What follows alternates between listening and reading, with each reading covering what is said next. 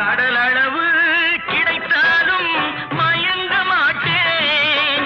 அது கையளவே ஆனாலும் கலங்க மாட்டேன்.